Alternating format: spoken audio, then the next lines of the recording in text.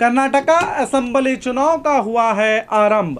देश में 44% राजनेता हैं क्रिमिनल्स।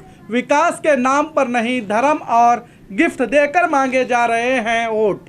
लाखों के गिफ्ट और करोड़ों रुपए जब्त। इंडिया में 75% लोगों को पुलिस पर भरोसा नहीं है। देखिए मेरे साथक की आवाज में, मैं हूं शकील बागमारे। कर्नाटका असेंबली चुनाव का आगाज 13 अप्रैल से 20 अप्रैल तक नॉमिनेशन दिया जाएगा और 10 मई को वोटिंग होगी और 13 मई को काउंटिंग, जिसकी जानकारी इलेक्शन कमिश्नर ने दी है। मगर इस बीच हमारे ईमानदार वफादार नेता अपने वोटर्स को लुभाने का पूरा इंतजाम कर रहे हैं। हर तरफ नेताओं के तरफ से वोटर्स को देने के लिए तोहफे बनाए गए हैं ताकि वोटर्स इनके दिए गए तोहफों से खुश होकर इन्हें वोट दें। मगर अफसोस, इनके सपनों पर पानी पुलिस डाल रही है। हर तरफ रेड की जा रही है, जिसमें लाखों का सामान जब्त किया गया है, जिसमें cooker, T shirt, saris, watch, अलग अलग तरीके के गिफ्ट मौजूद हैं और यहाँ तक के शराब के बोतल भी मिले हैं और लाखों की रकम भी जब्त की जा रही है। अब आप अंदाज़ा लगाइए हमारे नेता कितने ईमानदार होंगे। विकास करके वोट नहीं मांगना चाहते, बल्कि वोटर्स को रिश्वत देकर वोट हासिल करना चाहते हैं। अगर वाकई ही इन नेताओं ने विकास किया होता तो क्या इन लोगों को गिफ्ट की सियासत करने पड़ती? मैं तो जनता से यही कहूँगा, चंद पैसों के लिए, गिफ्ट के लिए अपने वोट का सौदा ना कीजिए, बल्कि ऐसे गिफ्ट की राजनीति करने वालों को, धर्म की राजनीति करने वालों को, क्रिमिनल्स नेताओं को सबक सिखाइए। हमारे पार्लियामेंट में 40% नेता ऐसे हैं जिन पर क्रिमिनल केस चल रहे हैं और उसमें से 29% ऐसे हैं जिन पर मर्डर, रेप, फिरौती ऐसे चार्ज हैं। ऐसा नहीं कि सिर्फ एमपी हैं, बल्कि एमएलए भी इस मामले में पीछे नहीं हैं। राजनीति से क्रिमिनल राजनेताओं को ख़त्म करने के लिए एसोसिएशन ऑफ डेमोक्रेटिक रिफॉर्म्स ने एक लड़ाई शुरू की थी। पार्टी क्रिमिनल्स को टिकट ना दें और लोग क्रिमिनल्स को वोट ना दें। इस छोटी सी लड़ाई के लिए 1999 से सुप्रीम कोर्ट में लड़ाई चल रही है, मगर अब तक इसका सलूशन नहीं निकला। इसकी वजह है सब पार्टी इस मामले में एक हुए हैं।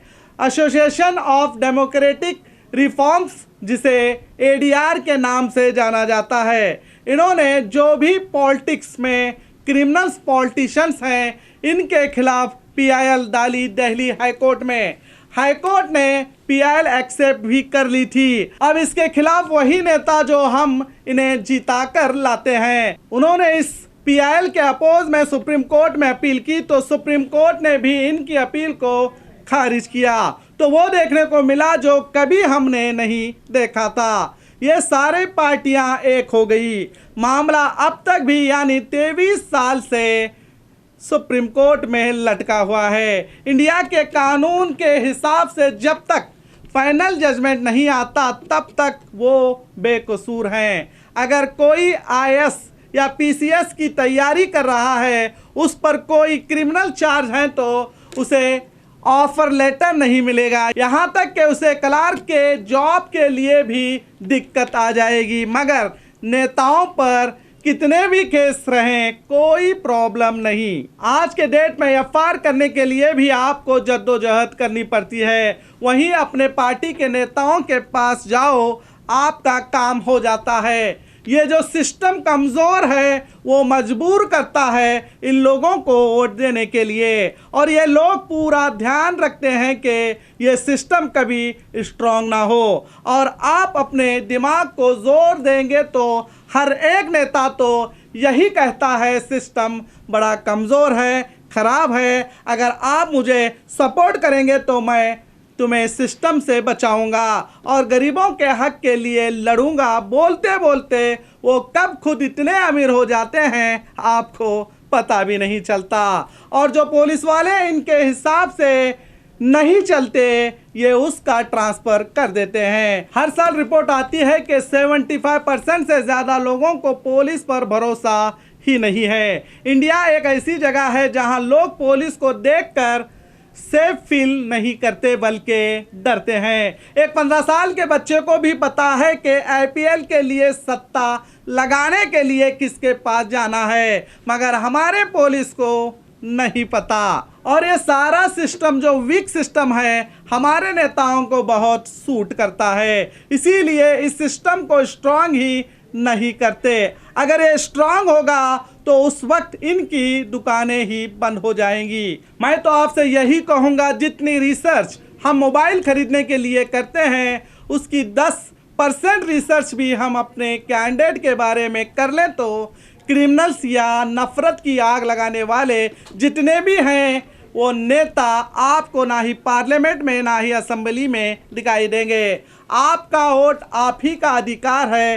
किसी के कहने पर या किसी के डर से अपना वोट ना दें, बल्कि सोच समझकर अपने वोट की ताकत का इस्तेमाल करें। और देखते रहिए आपका अपना बी न्यूज़ नेशन, हक की आवाज़।